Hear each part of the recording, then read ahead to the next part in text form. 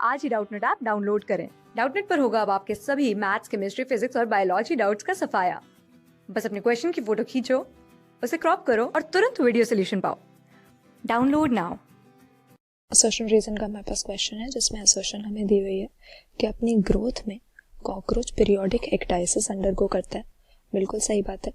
अगर कॉकरोच की life cycle में हम इसकी ग्रोथ की या इसकी डेवलपमेंट की बात करें तो मेटामॉर्फोसिस नाम की प्रोसेस हमें देखने को मिलेगी, जिसको अंडरगो करने के बाद ही कॉकरोच का जो यंग वन होगा, निम्फ जिसे कहा जाता है, वो अडल्ट कॉकरोच में डेवलप होता है।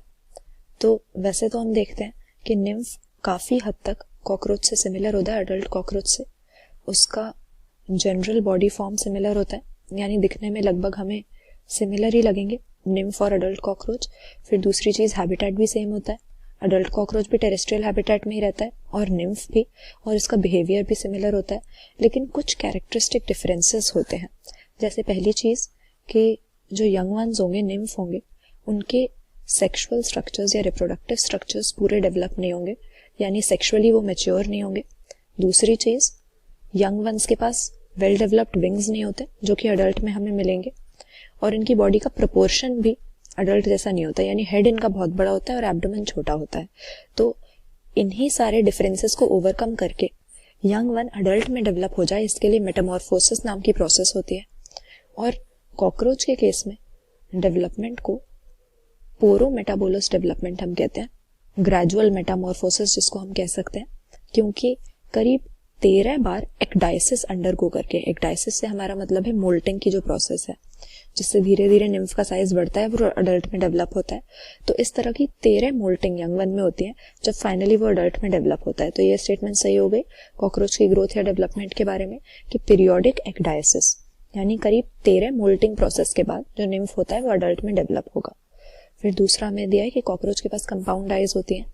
तो स्टेटमेंट तो ये भी बिल्कुल सही है, क्योंकि हम देखते हैं कि कॉकरोच का जो हेड रीजन है उसके ऊपर की तरफ, यानी उसके डॉर्सल सरफेस पे हमें ये पेयर्ड कंपाउंड आइज नाम के स्ट्रक्चर्स मिलते हैं, जो कि कॉकरोच में विजन के लिए रिस्पॉन्सिबल होते हैं। मोज़ेक विजन ये कॉकरोच को देते हैं, जिससे वो एक सिंगल ऑब्जेक्ट की सेवरल इमेजेस की फॉर्मेशन कर सकता है। और कॉकरोच के लिए इस तरह का विजन बहुत ही एक अच्छा सेंसरी रिसेप्शन हो जाएगा, क्योंकि उसको हाई सेंसिटिविटी इस विजन में मिलती है। उसके एनवायरनमेंट में कोई भी अगर चेंज आता है, कोई मूवमेंट होती है, इजीली उसको डिटेक्ट कर सकता है इस तरह के मोज़ेक विजन के यूज से। और हर कंपाउंड आई ओमैटिडिया नाम के हेक्सागोनल यूनिट्स की बनी हुई होती है। तो करीब हमें एक कंपाउंड आई में 2000 ओमैटिडिया मिलेंगे। तो कॉकरोच की आइज के बारे में भी ये सही हो गया, कंपाउंड टाइप की आई होती है। तो यहाँ पर ऑप्शन बी हम सही कर देंगे। असर्शन भी सही स्टेटमेंट हमें दिया है कि इसकी ग्रोथ में कई बार पीरियोडिक एक्डाइसिस होती है, और रीजन वाली स्टेटमेंट भी सही है कि इसके पास कंपाउंड आइज होती हैं, लेकिन इसकी मेटामॉर्फोसिस और इसकी आइज के बीच में कोई रिलेशन नहीं है। इसीलिए हम कहेंगे हैं तो दोनों सही, पर रीजन असर्शन को एक्सप्लेन नहीं कर रहा है। क्लास 6 से 12 से लेके नीट, IIT, JEE मेंस और एडवांस के लेवल तक 10 मिलियन से ज्यादा स्टूडेंट्स का भरोसा।